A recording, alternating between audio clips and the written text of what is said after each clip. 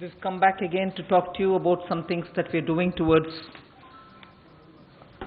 making the path clear to reach the $5 trillion economy that has been promised. And in the process, the financial sector and the banks are the topic of today's conversation with you. Before I start on that, I just want to make sure that we are not making the announcements without any follow-up. Since the last announcement, and on those very specific points, how much has developed and what are the kind of things which have happened are the first few slides. So the first few slides don't relate to today's announcement, but more for me to come back to you to say, since last Friday, what have we done? So in specific, the several announcements that we've made have already seen, particularly on the interest rate reduction and also for the banks to follow up. You've had quite a few product launches by the public sector banks, and compliance have been issued. The instructions for compliance have all been issued, and on a very transparent way in which we wanted to have the one-time settlements to be done in banks. The checkbox related solutions have all come through. So I just want to be clear that the first few steps that we're talking about are specifically related to the banking sector, but post my last announcements. So 8 PSB banks have launched their repo-linked home vehicle mortgage, cash credit loans and so on. Then instructions, all of which is available in the slide at the back. Instructions have been issued on bringing greater customer ease, time-bound return of loan documents. I did mention to you all last time that within 15 days after the loan has been closed, the documents will be given. And also on the point of tracking loan applications, where particularly the SMEs were at a loss because they don't know where the application lie, how long is it taking for them to get cleared. The tracking facilitation has already been done. So the loan management systems in each of the banks are giving them the very clear information at what level, what stage their applications are. And the one-time settlement, which I did mention, has already seen instructions have been issued. And then particularly for the NBFCs, the support that we had promised, which includes housing finance corporations also, the partial credit guarantee schemes have all been executed.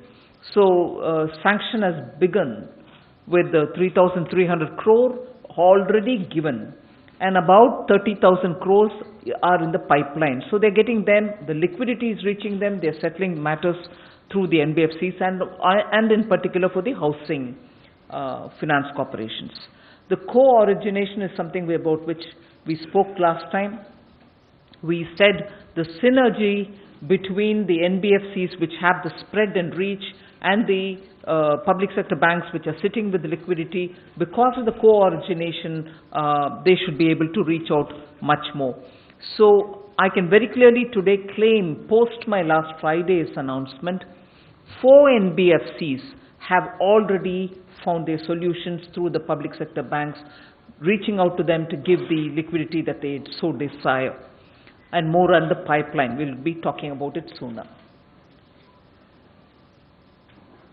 One thing about the Indian economy, I'd like to give a broad picture, is today as we stand on the 2.6 trillion economy that we are, of which 1.9 trillion is actually the credit in the economy.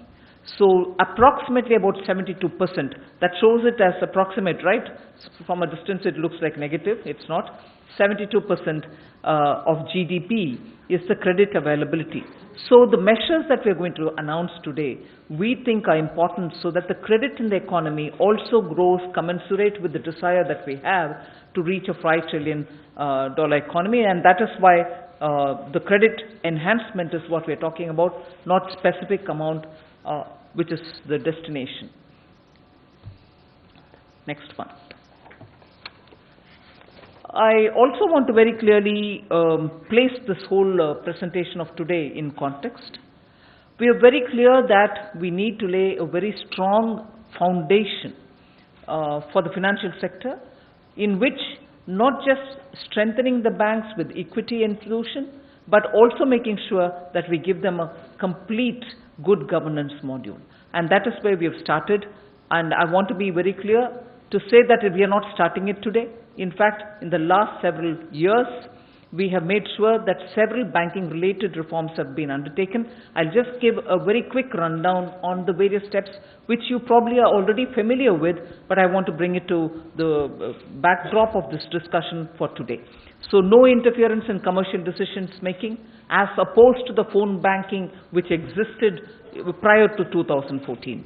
Then 3.38 lakh shell companies have all been closed. They are struck off the register. And then NAFRA, the regulator, has been set up with independent regulatory members in it. The auditors are independent too.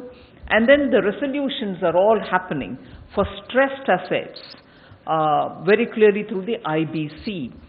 So if those are the ways in which we are moving, you can see further some of the reforms which were taken up earlier, release only after ensuring loan conditions and clearances are all being followed now. Consortiums of banks which can get together in funding a particular project, which ran to 30 or 31 earlier, are now only limited to 7 to 9 banks at best. However big the project may be, not more than 7 to 9 banks in the consortium. Then techno-economic evaluation cells are being created in the banks so that there are no inadequacies found. Then technology analysts used for robust risk assessments are being made, and also to bring in due diligence in banks. So those are committees which we've appointed. And then the early warning signal reading is a very important step that we've taken. Specialized agencies have been set up who are monitoring every loan which is over 250 crores. Further, quickly going through the reforms that we've taken, cash flows were not ring-fenced earlier. Very clearly now they're very ring-fenced, so you know that you're not going to get into an unknown sudden situation which develops. Then banks were overexposed to corporate loans. Now there is a good asset mix.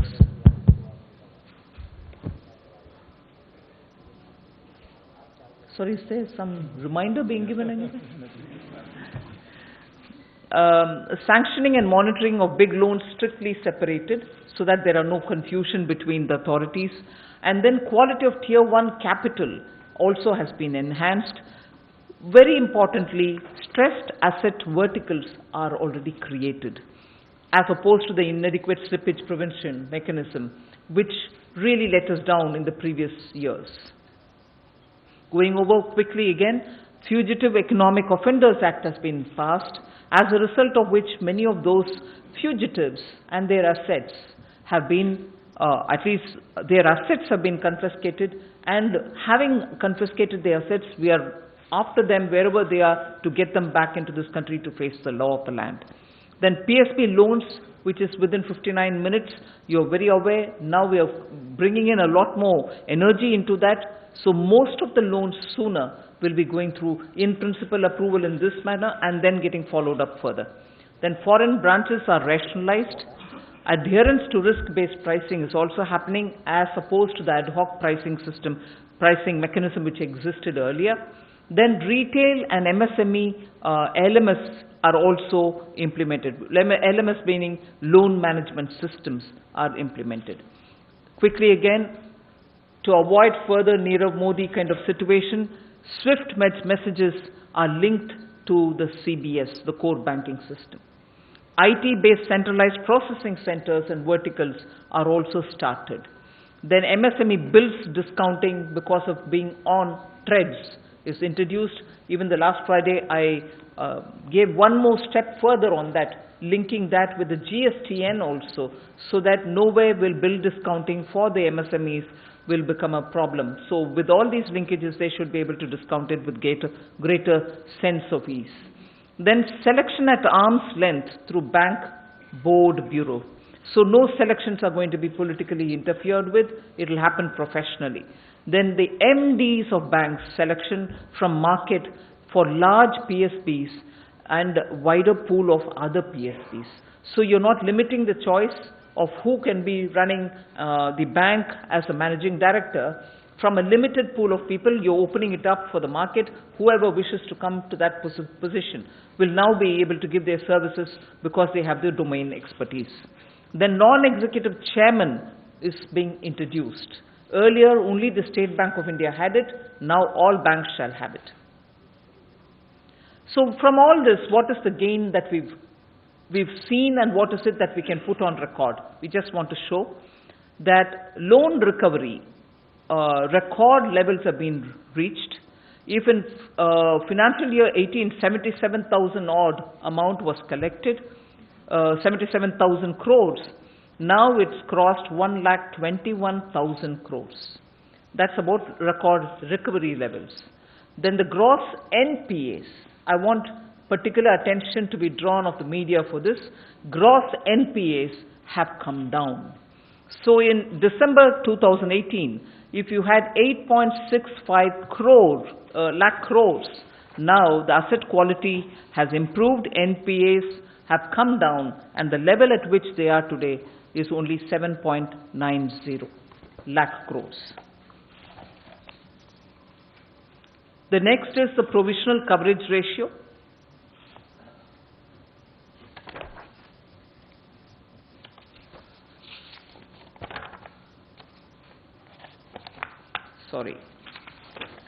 Provisional coverage ratio. You can see in the chart which is given, the highest in the last 7 years has happened, 75.3%. This is already existing under the NPA. Complementary is provided for, right? So highest level is being provided for by 75.3%. One particular thing I'd like to draw your attention on the gross NPAs is the figures come down from 8.65 lakh crores to 7.90 crores. I make it a point to repeat this because in the recent past I had seen reports which were misleading. I hope this picture clarifies the actuals for you. Enhanced profitability, again very important. Of a total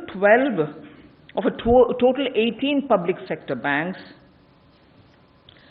6 public sector banks alone had enhanced profitability when we were talking about it in the fourth quarter of year ending 19. Whereas now, when we're talking about the first quarter of the financial year ending 20, we are talking about 14 public sector banks in profit, as against 2 in the financial year of 18. So of the 18 public sector banks, 14 are in profit earning situation.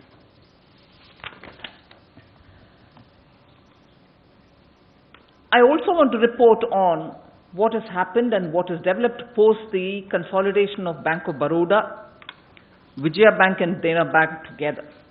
So what's the impact of that? What have we gained out of it? I just want to put that before you. We've actually had wide-ranging benefits. Wider offerings and enhanced customization has happened. Operations rationalized much more than before. Verticalization initiated. Very important, just no retrenchment of any staff. Very important again, admin staffs have been redeployed for business, which means the core function of the business improves, and best practices were replicated everywhere. And when I say this, and I insist saying this, because if there was one feature which was very good in one of the 3 banks as regards human relation management, that was copied for the rest of them also. Similarly, when all of them came back together, every best practice which prevailed in this bank or that bank or the third bank were all replicated for everybody's benefit. So best practices of each bank has been absorbed for the collective gain. So that's very important there. So significantly in terms of numbers, if you want to say, the CASA growth has been robust post the merger. 6.9% has been increased, and when CASA grows, it's better for the bank because they have more liquidity and they have better credit availability for themselves. So the amount in crores is given there, 2,87,000 crores in June 2019. So this consolidation of Bank of Baroda, Vijaya Bank and Dena Bank actually has resulted in good outcomes. The next is strong retail loan growth. 20.5% increase in retail loan. Between 2018 June till June 19, there is a 20.5% growth.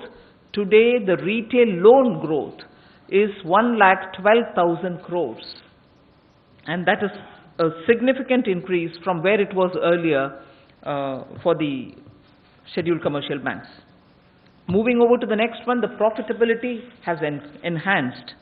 Now, in quarter 4 of 19, year ending 19, they were in the negative of 7,113.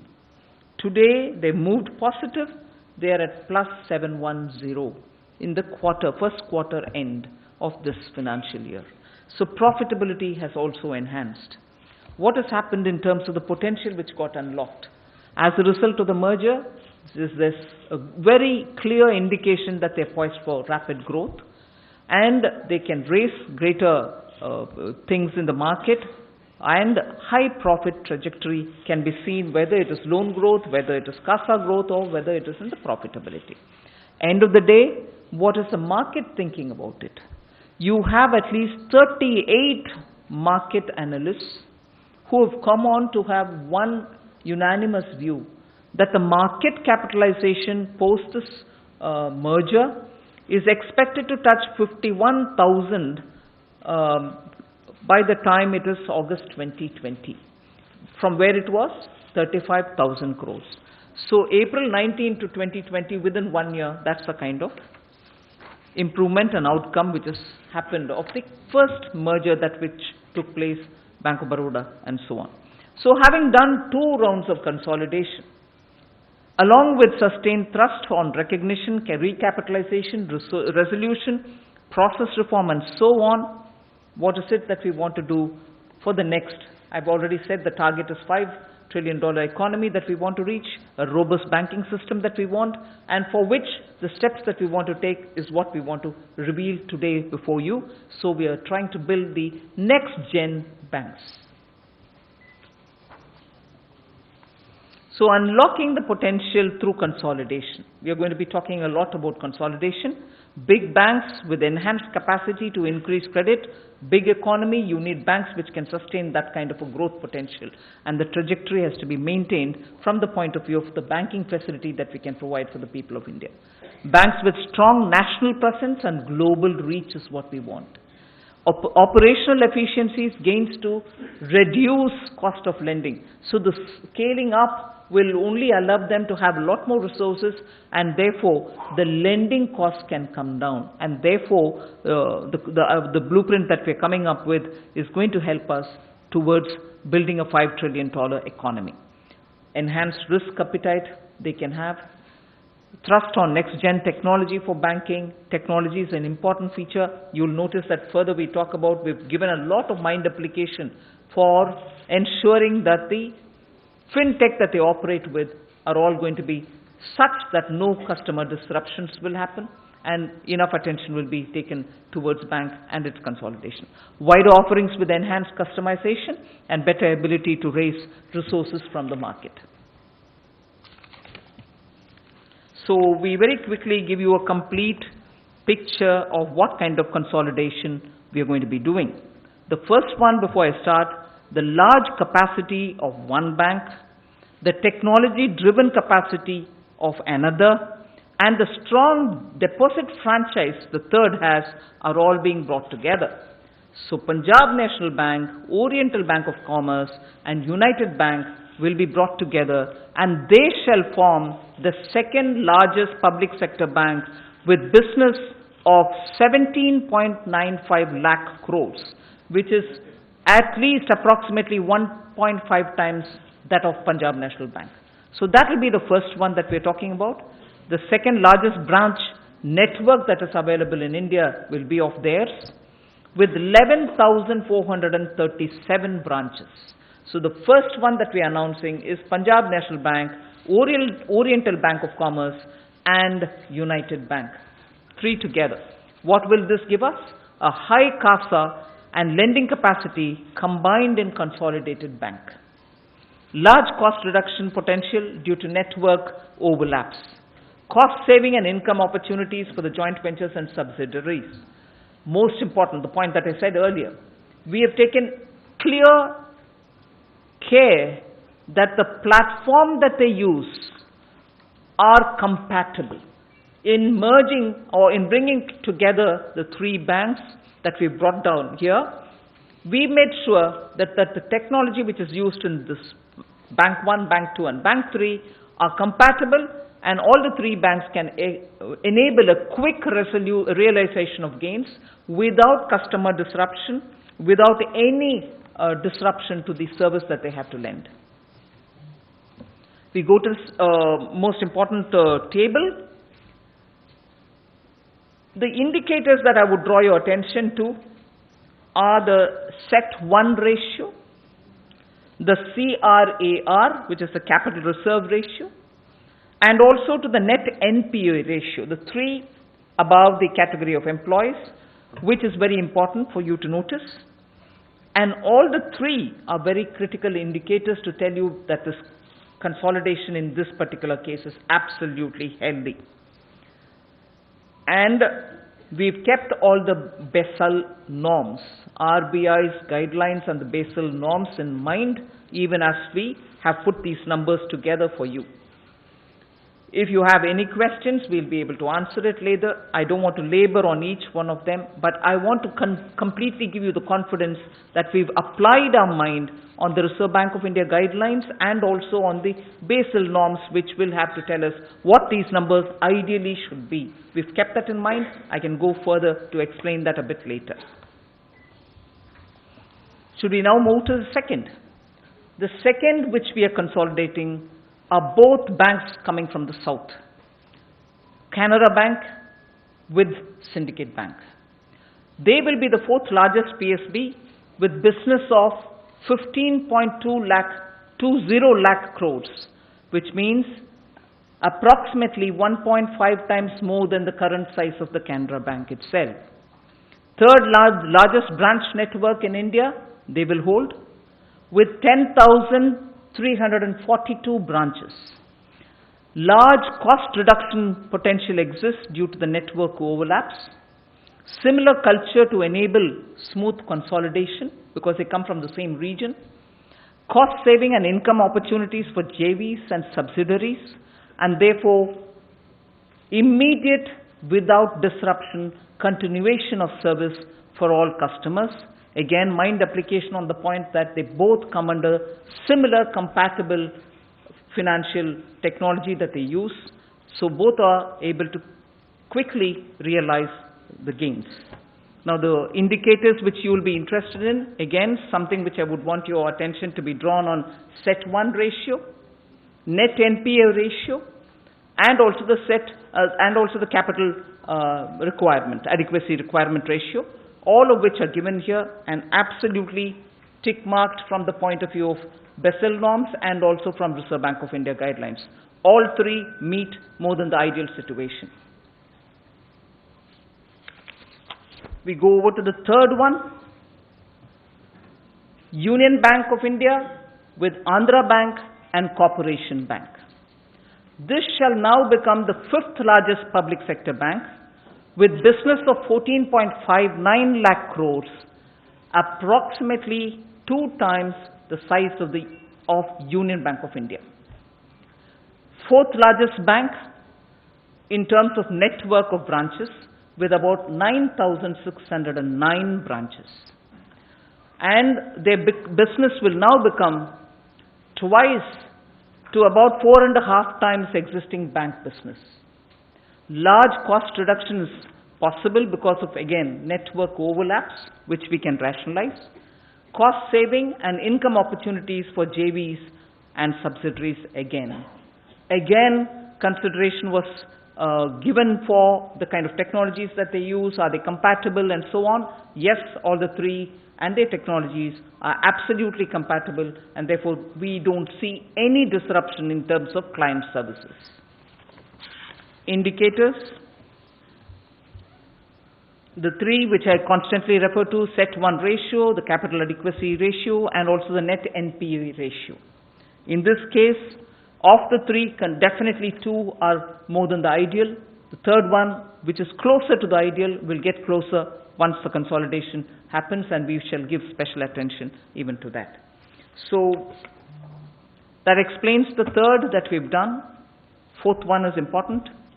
Indian Bank with Allahabad Bank. This will become the seventh largest public sector bank with business of about 8.08 lakh crores, which is approximately 1.9 times Indian Bank size. Nationwide presence with strong networks both in the south and in the north and also in the east. So you get a wonderful coverage of all the three areas. The doubling of business size. Major scaling up of reach due to complementary networks. High CASA and lending capacity in consolidated bank. Again, the same CBS platforms between the two, and therefore we expect to have a quick realization of the gains after consolidation.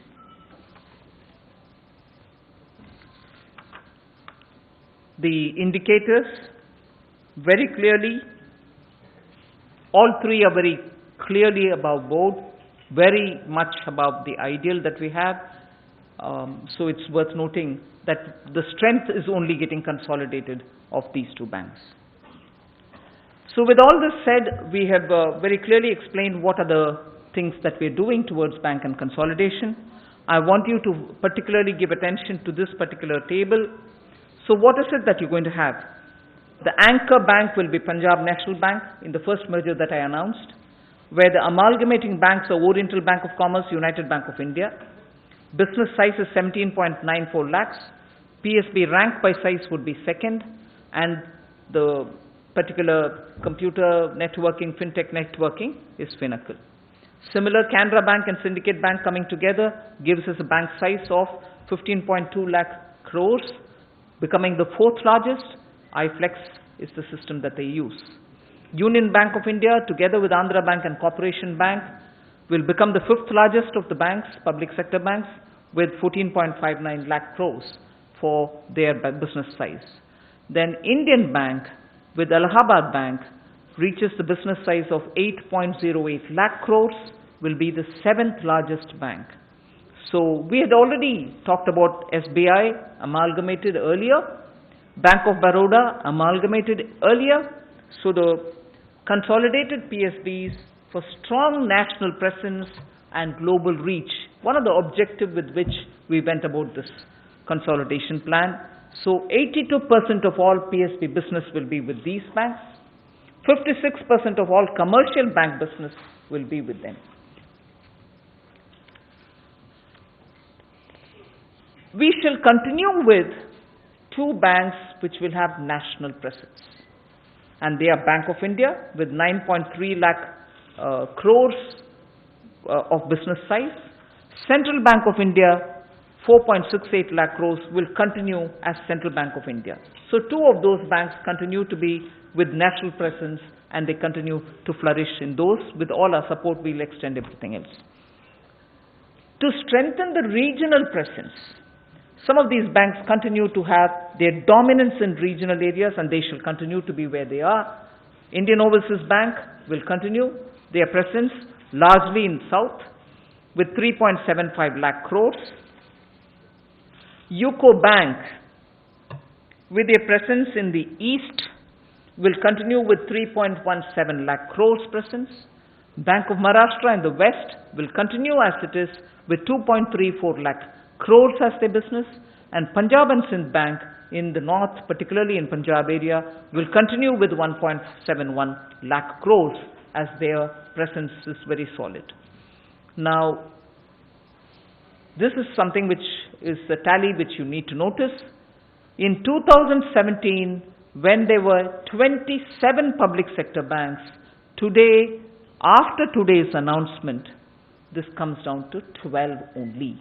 So 12 solidly present, well consolidated, energized, adequately capital endowed banks will now operate to target our 5 trillion economy and give the necessary support for the banking facilities which is so required by our customers today.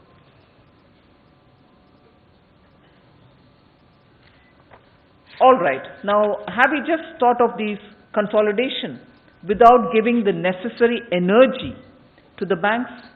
Governance reforms is what all of us have been talking about for quite a long time. Did we do anything on it? Are we doing in trickles? Here I'm happy to tell you that we've taken adequate care to consult and take everybody on board much before we are coming out with the announcement on governance reforms in banks.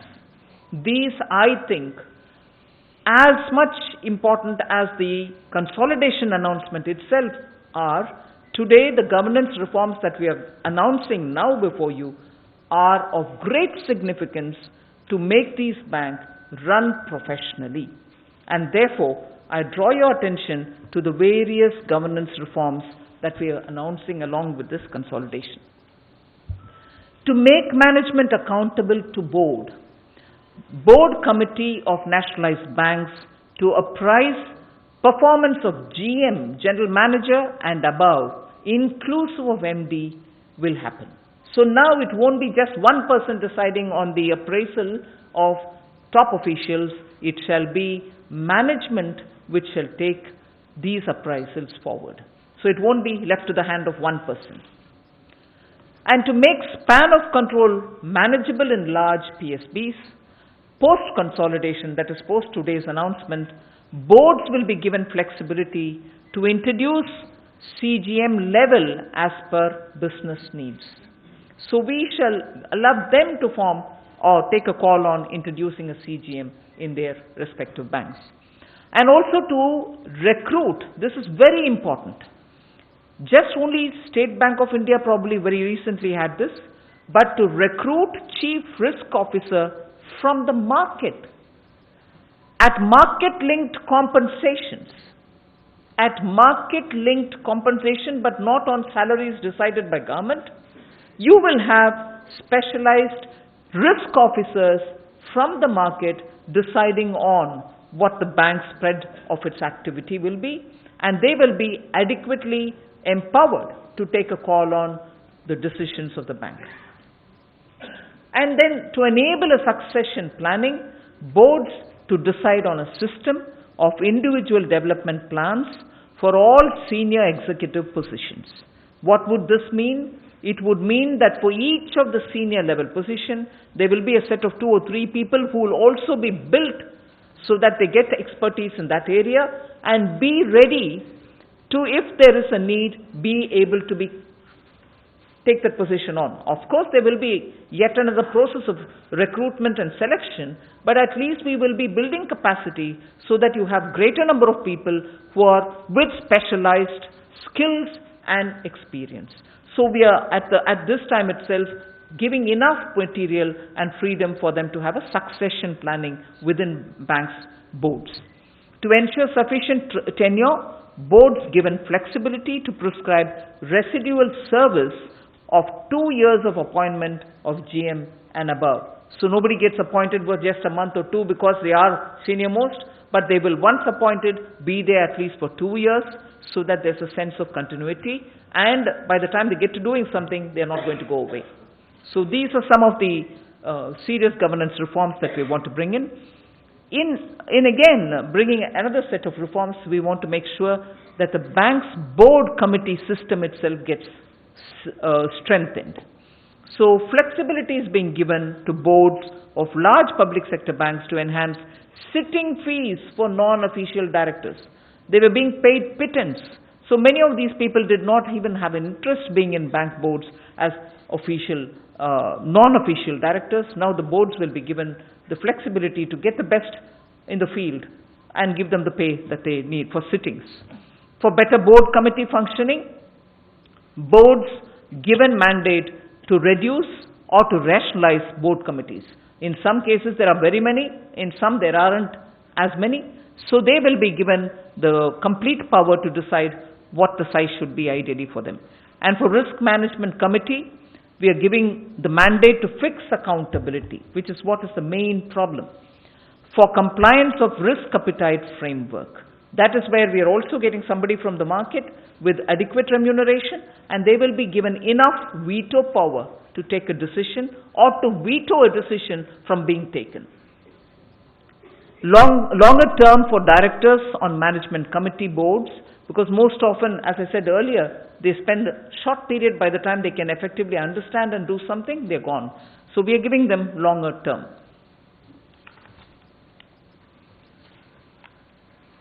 The last point there about the strengthening of the board system, board committee system, is the management committee of the board loan sanction thresholds have been enhanced by up to 100%. So if they had an X amount this time, they would be having 2X, to enable focused attention to higher value loan proposals. So this gives them the additional strength and power to go ahead with higher value loans. So further on the governance reforms, non-official directors' effectiveness is something which all of us have been questioning, discussing. We're trying to bring in some strength there. So the non-official directors' functions will have to be now comparable, analogous to the independent directors. So that's something which is happening now. Boards are given mandate for training of directors, both for the induction and for specialized purposes. Boards are given mandate again to evaluate the NOD, non-official directors' performance, annually on a peer review basis. Thorough professionalization is what we are aiming at by doing these. The next is about leadership development in banks. Executive directors' strength in larger banks are raised to 4 for better functioning, focus, and also thrust on technology. Particularly on technology, we would ensure that there is an executive director who completely focuses on that, because the cyber security risks which banks face is also something which leadership should be consciously seized of. Creation of leadership pipeline under the BBB, the Bank Bureau Leadership Development Program, is also being introduced. So with all this, the public sector bank and their drive, we are going through wide-ranging reforms. Financially stronger PSBs are the ones which we are aiming at. Remember, please recall that in the budget we had made a provision of 70,000 crores. Well-provisioned PSBs, 14 already in profit. We'd like all of them to do well. Then technology-driven banking is what is the emphasis on today. Scale and synergy will be acquired because of the consolidation that we've done today, and governance is also getting strengthened, professionalized, and independence given to them to function. Now, if all this is what we have of the 70,000 crores that we've given, I want a certainty out there for the consolidation. Have we just done the consolidation and left them free? No. We are giving them enough capital reserves with which they can be confidently functioning without worrying. And I underline here, even as we announce all the consolidation, we have given enough instructions for the banks at the branch level to be sure that that which we had announced last Friday, in terms of liquidity, in terms of working with NBFCs, in terms of making sure that the credit availability in the market, all this will not suffer. On the contrary, we would want at the branch level enough dedicated staff to attend to that, and not entirely all the staff to be looking after the consolidation program itself. So that has been very clearly instructed to the banks. We expect them to dedicate their staff to make sure last Friday's announcement as regards liquidity, availability of credit, reaching out to customers, reaching out to NBFCs, all happen without any disruption. So those dedicated to take care of smoothing out these consolidation will be completely dedicated for this purpose without having that suffer. So a rough, absolutely approximated number of what we would like to infuse with these banks. Punjab National Bank will get something around 16,000 crores. I just want one rider, one clause to be put here.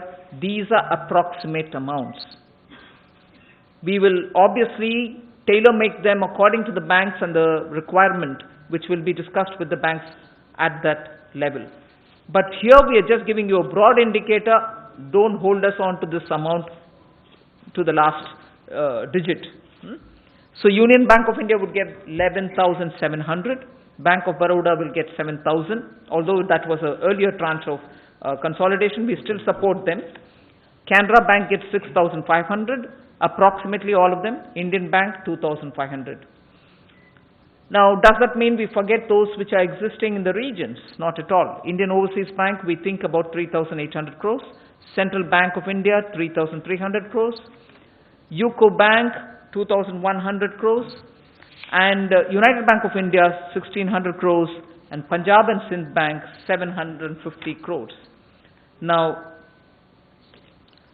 these are not to take care of just the consolidation related work, most of which is already provided for. This is aimed at growth. This is aimed at reaching out to the market, reaching out to the customers for growth purposes. So these are amounts which are being given and provided to these banks which are getting consolidated to aim at growth and growth only. So consolidation is not being enabled through this, but these are growth driven. So I think we've given you a broad picture of what we wanted to announce today. We want strong financial system, and I suppose now I'll leave it to you all to... Yes, so we'll take a few questions now. Just 1 minute. Let him coordinate. Just. Let him coordinate. 1 minute. Just wait. We'll come to you one by one. Okay, you can... Baroda. Yes, that's what I said. Even though it is already merged, this is growth के लिए देने वाले पैसा है. Consolidation basis नहीं है. Let's go systematically. Yes, you can start.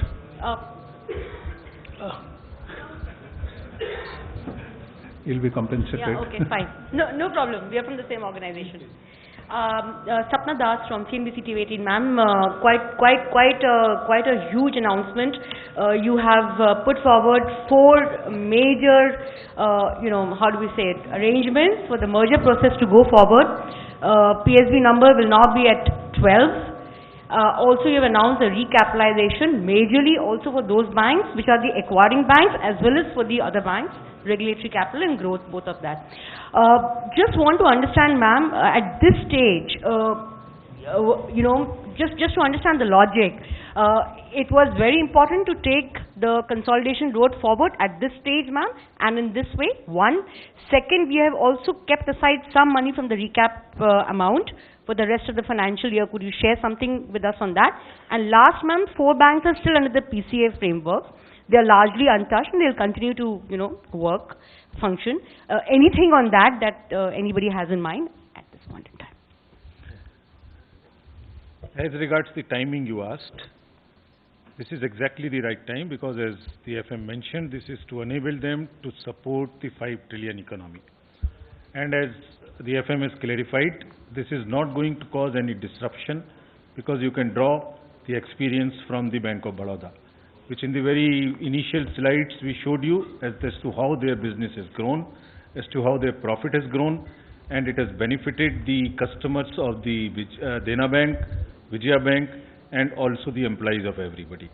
So what we will ensure, as the FM again mentioned in the last capital slide, that the disruption will not be there, anchor banks will do their work, and the period of making it effective will be fixed up in consultation with the banks when their boards take the decision.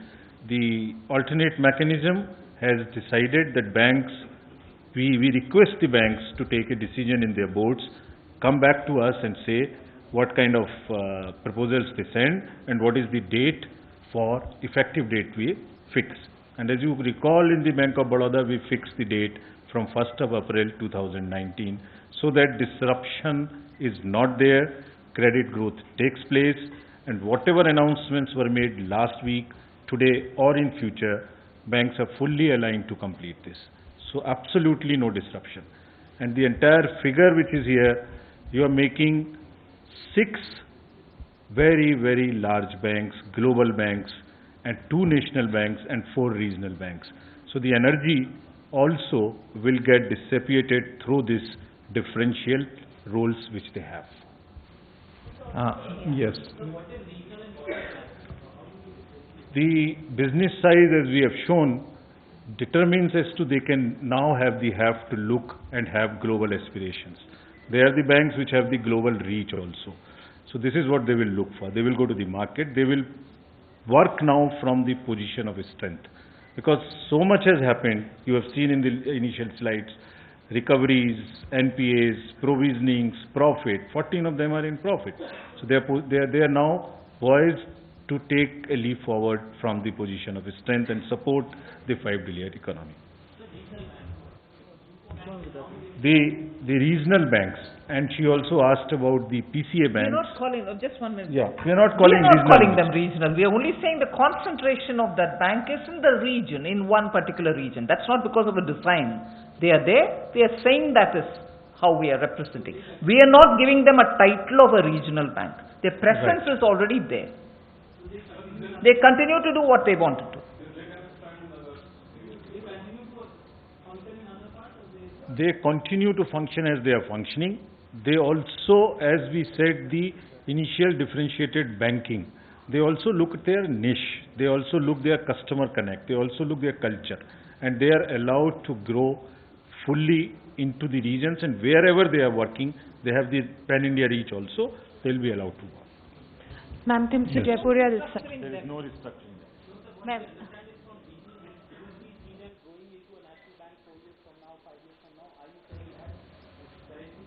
So, every one of them now, the consolidation part being over, will be given full flexibility to grow as per their strength and their niche area and their expertise. They have all the options available of a differentiated banking, which they decide as per their own genius and grow, and they will be fully supported in growing. Ma'am, Timsi Jaipuria Nothing this side. restricts them. Ma'am, Timsi this side from CNBC TV 18. Is there a timeline that has been given to the banks, to the 4 mergers, that they should come back to the government by this, to whether they are ready or not for the merger proposal to make that effective date? Also, what happens to the cap amount? What is the roadmap to utilize that amount which was earmarked in the budget and right now? There is a defined process. The process will run now. It is only the alternate mechanism which has taken a decision. Each bank, acquiring bank and the acquired bank, will go back to their boards, take the decision in their boards as they like. They'll come back to us. After that, we'll consult the RBI at 2 stages. After consultation, the scheme of amalgamation will be made, and thereafter only the date, effective date, will be decided in consultation with the banks as per their wish. But you don't have a timeline by say next 2 months, all this process will be over. The banks' boards are independent agencies, independent entities. They will take this decision. And as about the capital has been provided already. After the board's assessments, as the FM mentioned, these are not the confirmed, they are approximate figures. It is because they will come back to us after assessment in their boards, and we'll respect that. Okay, Yes. please. Ma'am, I'm Rima Sharma from Pratibimba Life. This is a channel from Assam. So you visit recently Assam. Today, after giving a big announcement, I have a small question for you. Under composition scheme, you already lower the tax regime for Northeast and other hill states. So, but still that MSME are suffering a lot. Do you have any further plan to lower the tax? That's something to do with the GST. It will be the council which takes a call on it. I was in Guwahati yesterday. I've heard a lot of inputs on that. We'll work on it. Ma'am, मैं Lakshman CNBC आवाज़ से, जिस तरीके से आपने पिछले दिनों जो मर्जर हुए थे उसमें आपने बताया कि उसमें किसी भी तरह की कोई छंटनी नहीं होती, यानी किसी का एम्प्लॉयमेंट नहीं गया था। क्या इस मर्जर में भी किसी भी तरह के कोई छंटनी नहीं होगी, रिट्रेचमेंट नहीं होगा, इस बात की गारंटी आप देती हैं? और दूसरी बात कि जितने भी मर्जर आपने 4 ग्रुप में किए हैं, उनमें से हर एक बैंक ऐसा है जिसका NPA अपने लीड बैंक से करीब 25% 30% ज़्यादा है, तो इससे जो कंबाइंड बैंक निकल कर आएगा उसके NPA पर असर पड़ेगा? देखिए, एक तो आपने जो बैंक अमलगमेट हो रहे हैं और जो अमलगमेट होने जा रहे हैं उनके एनपीएस के विषय में बात किया। एफएम ने आपको लगातार जो स्लाइड्स दिखाई थी उसमें दिखाया था उनकी CET1 के रेशियोज, उनके CAR और उनके NNPA, वो 3 उसके रेशियोज हैं जो 10.875 से CRRA होना चाहिए ऊपर, 7 से ऊपर CET1 होना चाहिए और 6% से नीचे एज पर द रेगुलेशन उनके NPA होने चाहिए।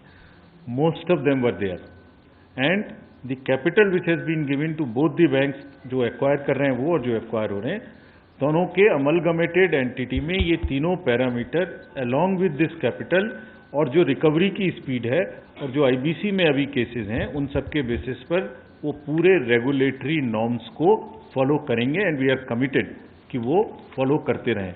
और आपको ये भी ज्ञात होना चाहिए कि जो रेगुलेटरी नॉर्म्स हैं वो हम अभी बेसल से भी 1% ऊपर मेंटेन कर रहे हैं। देयरफॉर हम वन ऑफ द बेस्ट बनाना चाहते हैं और 1% ऊपर हम मेंटेन कर रहे हैं। Yes. सर, रिट्रेंचमेंट, देखिए ये पूरे अमलगमेशन के प्रोसेस से, जैसा एफएम साहब ने आपको बताया, आप अगर स्टेट बैंक हमने 27 से घटा के 12 कर रहे हैं, वो आज तक किसी का भी रिट्रेंचमेंट नहीं हुआ है और होने का चांस भी नहीं है। दूसरी बात, उनकी जो एम्प्लॉयमेंट की और जो HR की जो बेनिफिट्स हैं वो और इम्प्रूव हो रहे हैं। तीनों बैमल जो तीनों या दोनों के कॉम्बिनेशन है उनमें जो भी बेस्ट है वो उसमें आ जाएगा। इसलिए ना सर्विस कंडीशंस होंगी बल्कि जो सर्विस कंडीशन से इम्प्रूव भी हो रही हैं और ट्रांसफर्स की भी मोबिलिटी बढ़ रही है उनकी। यानी अगर जब रीच बढ़ गया तो एक रीजन से दूसरे रीजन में जाने की भी संभावना अपने पॉलिसीज के हिसाब से बढ़ रही है। और हम ये खास तौर से इंश्योर करेंगे कि किसी भी एम्प्लॉय को किसी भी स्टेज में इससे सिर्फ बेटर ही हो सकता है, नुकसान नहीं हो सकता। Ma'am, I'm Ashutosh from BTVI News Channel. Here, ma'am. My question is that the government has already announced a lot of reforms as far as the banking is concerned. Going forward, ma'am, is there any plan also for the government to bring down the government stake in public sector banks? Also, ma'am, very importantly, one segment of bank customers, that is home buyers, are already suffering a lot. By when can we expect measures on that front? FM ने पिछले Friday को आपको announce किया था, जो urban development ministry है, ministry of pupa, वो real estate और होम बायर्स के संबंध में अपने कंसल्टेशंस कर रही है। हम लोगों ने भी विषय किया था, वो अपने प्रपोजल्स बना रहे हैं और उसके विषय में वो अपने प्रस्तावों को फाइनलाइज करेंगे। जहां तक गवर्नमेंट स्टेक की आपने बात कही, नेशनलाइज्ड बैंक्स में एज पर दी एक्ट हमें 51% रखना है और जो पब्लिक सेक्टर बैंक्स हैं उनकी बहुत बड़ी भूमिका है देश में। दूर दराज में है, देहात में है, मुद्रा में है, फाइनेंशियल इंस्टीट्यूशंस में है। तो बैंकिंग की पूरी दशा और दिशा और गंतव्य तीनों चेंज हो रहे हैं। दशा आपने देखा, आपको एफएम ने दिखाया कि कितने सारे रिफॉर्म से दशा हुई जाकि पीछे की तरफ ना जा सकें जो गलतियां हुई। दिशा फाइनेंशियल इंक्लूजन से जनधन, मुद्रा, पीएम सुरक्षा बीमा योजना, पीएम जीवन ज्योति बीमा योजना, वो दिशा उसमें उधर भी जा रही है और गंतव्य है कि ये पूरी फाइनेंशियली इंक्लूसिव सोसाइटी बने। और जैसा जनधन 2 में दिखाया गया था, अब हर घर में अकाउंट नहीं बल्कि हर एडल्ट का अकाउंट हो और हर 5 किलोमीटर में एक वो हो। तो दशा, दिशा और गंतव्य तीनों, और from position of strength. Somesh from Business Standard. One question, out of the 18 public sector banks, 12 have been announced to be merged. Does it mean that the rest of the 6 won't be merged going ahead? And second, if you can explain the rationale behind these mergers, because in some of the mergers there are 3 banks which will be clubbed, in some there will be 2 banks which will be clubbed. So how have you clubbed these banks? There are 4-5 major principles in the merger, which the FM has shown you in the slide when on the unlocking the benefits. The first and foremost is that there should not be any disruption for the customer. Therefore, they should be on the same technological platform.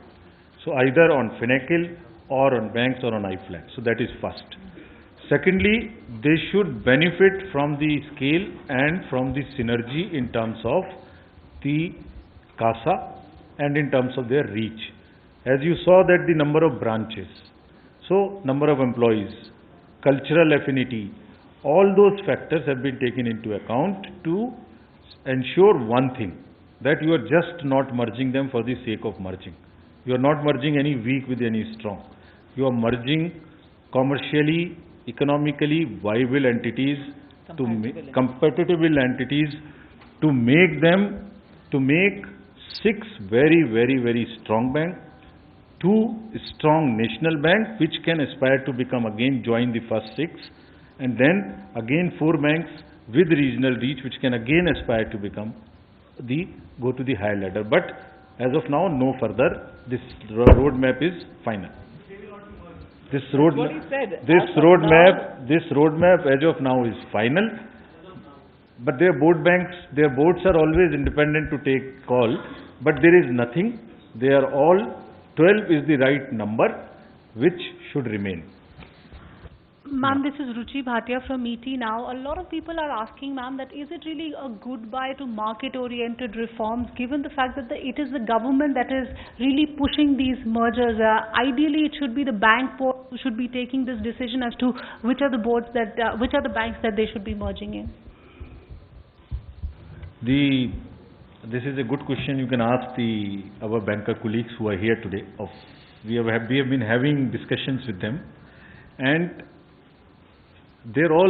you can ask them better, but it is a consultative process. We have been doing it for a good 6 months, and all stakeholders have been consulted, and principles are such, as I explained just now, that it makes the best sense to merge these entities to have scale, size and heft to reach to support the growth of the 5 trillion economy. Because as the economy grows, the credit expansion has to take place, and this is the right time to make them solid to support that for next 4 years till the 5 trillion is achieved.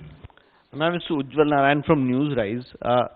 Just wanted to know, because when the discussion on big banks or amalgamation of banks started, there was one philosophy that we need big size global bank.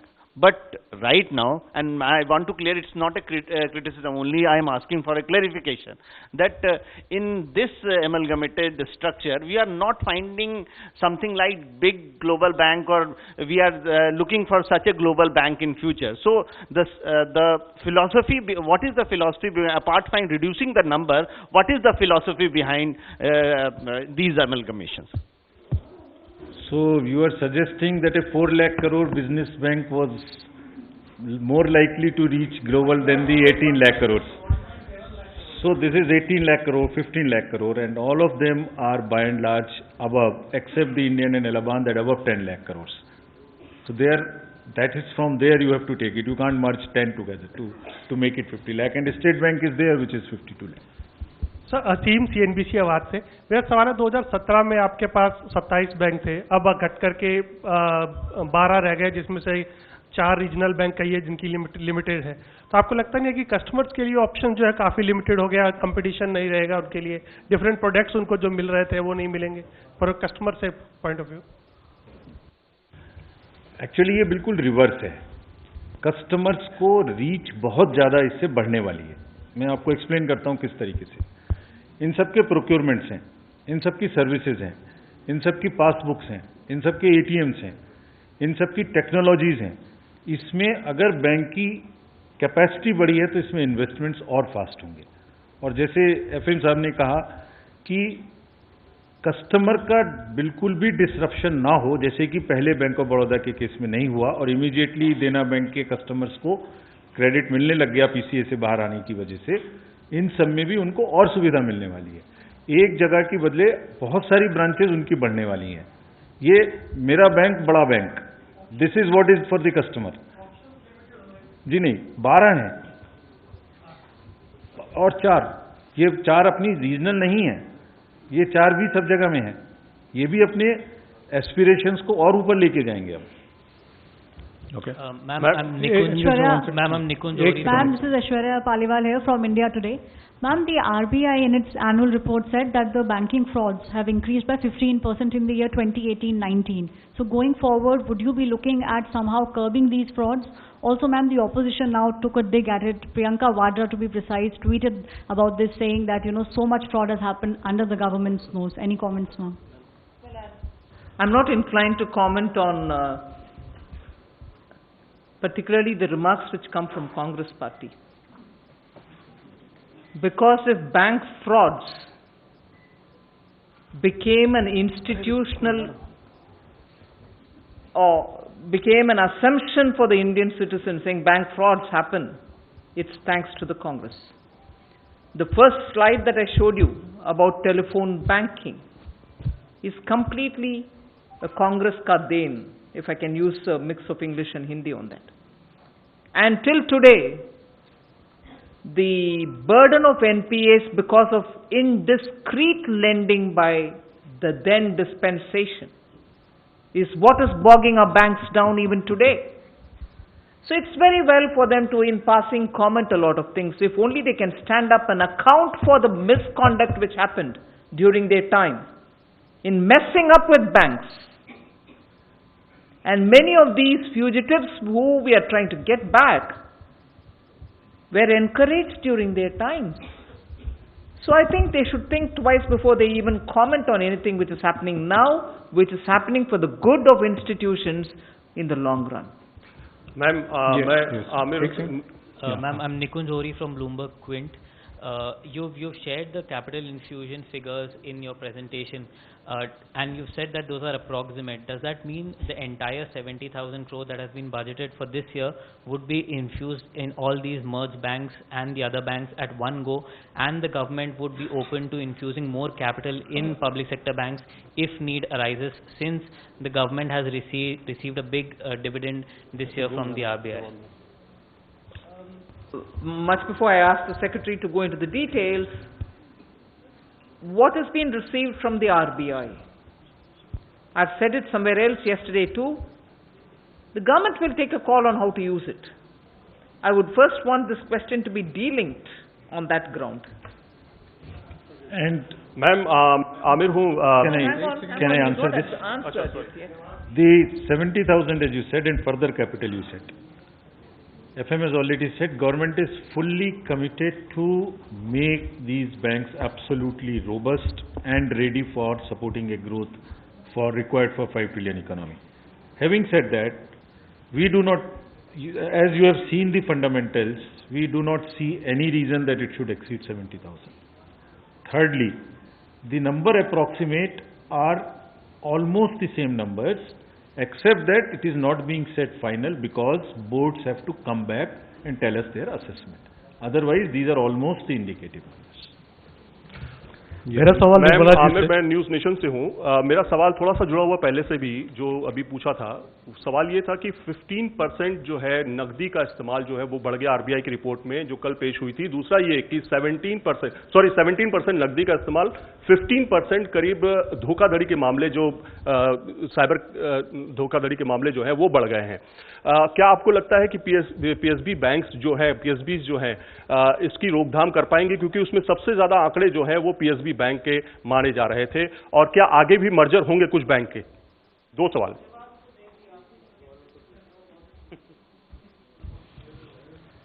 Madam, मेरा सवाल आपसे देखिए, धोखाधड़ी के जो मामले आप report में पढ़ रहे हैं वो ईयर ऑफ रिपोर्टिंग पर है, नॉट ईयर ऑफ अकरेंस पर है। आप कृपया करके उसमें रिपोर्ट में देखें कि वो लोन कब दिए गए थे और कब के वो फ्रॉड थे, कब डाइवर्जन थे। ये जैसे अभी पुरानी स्लाइड्स में आपको दिखाया, जब एक स्पेशलाइज्ड एजेंसी सबके ऊपर में देखने के लिए लगाएंगे तो अगर वो एनपीए होने लायक है तो एनपीए किए गए, रिकॉग्नाइज करने के लिए किए गए और उसके बाद घटनी शुरू किए गए। तो ये वो रिपोर्टिंग्स हैं जो पहले हो जानी चाहिए थी और अब हो रही हैं। तो इसमें हमें कोई दिक्कत नहीं है। सरकार का ही निर्णय है कि आप अगर कहीं धोखा हुआ है तो उसको रिपोर्ट करिए, अगर वो बढ़ता है तो भी ठीक है, क्योंकि रिपोर्टिंग तो उस चीज की जो खराब थी वो होनी चाहिए। हाँ, आप ये पूछ सकते हैं कि अगर अभी लोन खराब हुए हैं तो वो बताइए इसमें कोई है क्या, वो देख के बताइए। नहीं है। जो लैंडिंग अब हो रही है, इतने सारे जो आपको रीजन्स गिनाए गए, उसकी वजह से वो रोबस्ट लैंडिंग है। उसमें अगर फ्रॉड है तो ये समस्या आती है। अदरवाइज जो पुराने जिस कारण से भी हुए, उनको अगर ठीक करना है तो उनकी रिपोर्टिंग होगी। और मेरे जहां दो सवाल तक आप नकदी, आपने नकदी का भी प्रश्न पूछा, वो नकदी जो नॉमिनल ग्रोथ रेट है उससे कम है। आपको जीडीपी में जो ग्रोथ है उसके हिसाब से मेहनानी पड़ेगी। अगर in percentage of circulation it is less. मेरे निर्मला जी आपसे दो सवाल हैं। पहला सवाल, कल प्रधानमंत्री जी ने फिट इंडिया प्रोग्राम लॉन्च किया और कांग्रेस ने कहा अनफिट इकोनॉमी अनफिट गवर्नमेंट। दूसरा सवाल था, कांग्रेस ने आरबीआई को से आपने जो पैसा लिया उस पर कहा कि देश की जनता का इमरजेंसी का जो पैसा, इमरजेंसी फंडिंग का जो पैसा होता है आरबीआई के पास, वो सरकार ने ले लिया।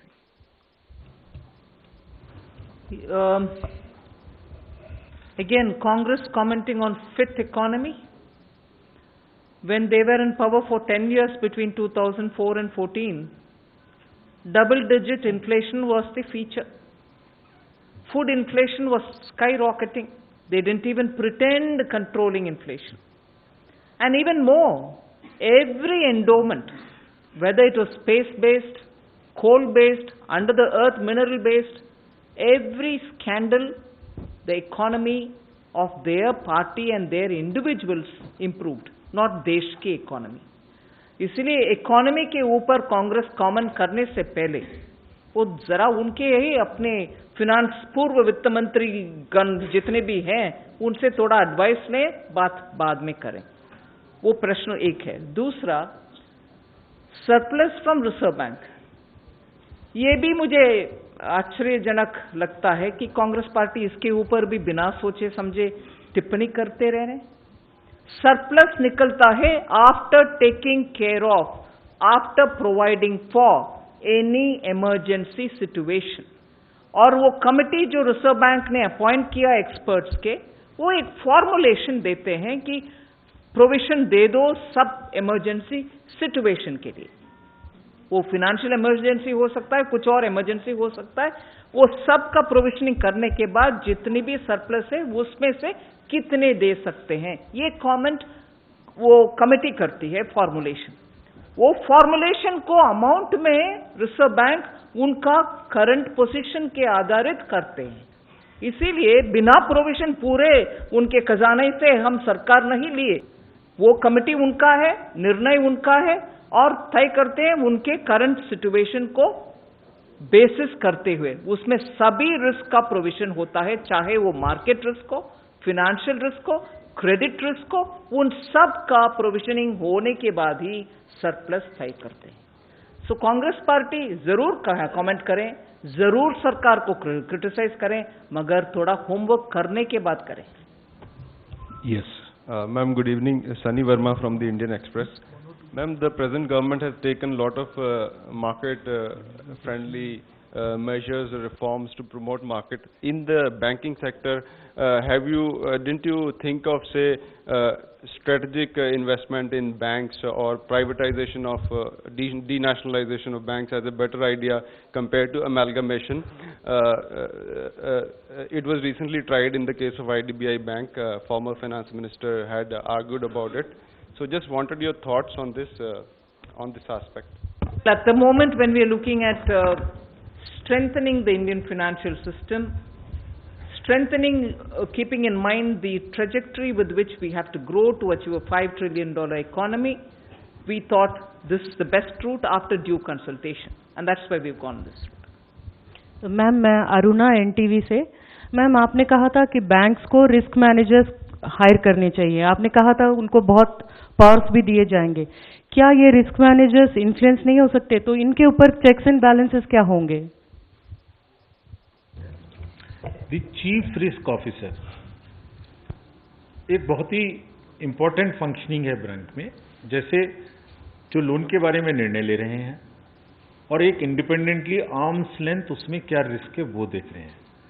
तो चीफ रिस्क ऑफिसर की जो एक पोजीशन है, जो रिस्क असेसमेंट करते हैं on each loan, on the on the tenure and everything, it is at arm's length.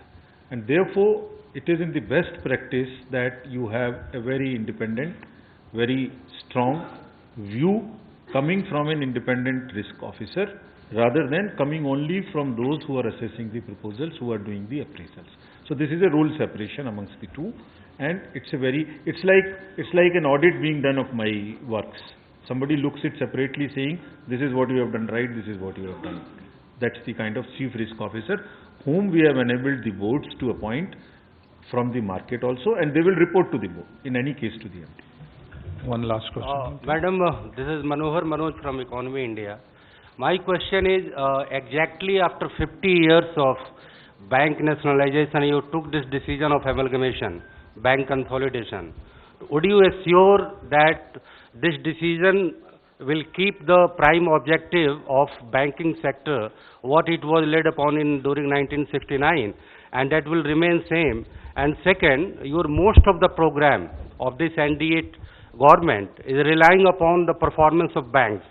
So do you feel this amalgamation process will provide a better stimulus in implementing all your programs?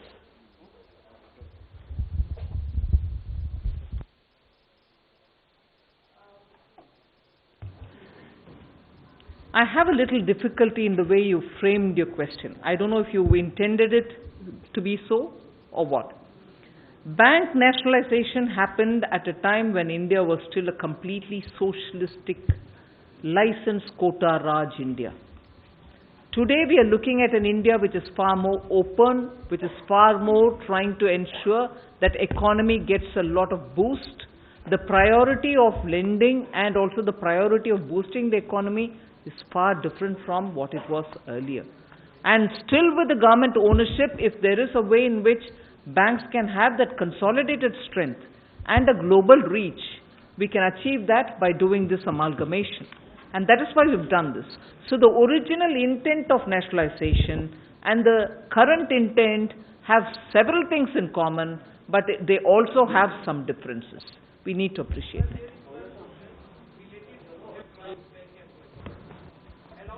Who's asking? I am Shikha from राष्ट्रीय संस्कृति. Yes.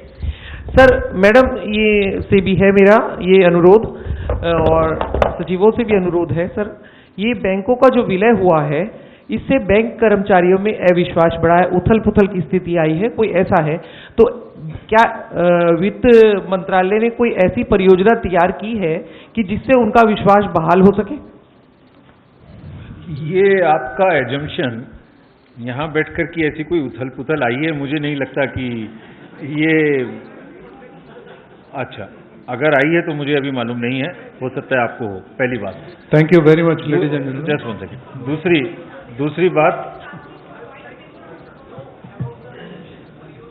दूसरी बात जो आपको पहले भी स्पष्ट किया था, जो 3 बैंकों का मर्जर हुआ उसमें ऐसी कोई चीज नहीं आई, और इस बार हमने इसलिए खास तौर से ये निर्णय लिया है. हाँ, वो उनको इच्छा नहीं है. धन्यवाद. सबसे पहले खबरें पाने के लिए एबीपी गंगा को YouTube पर सब्सक्राइब कीजिए, Facebook पर लाइक कीजिए. फेसबुक पेज है www.facebook.com/abpganga.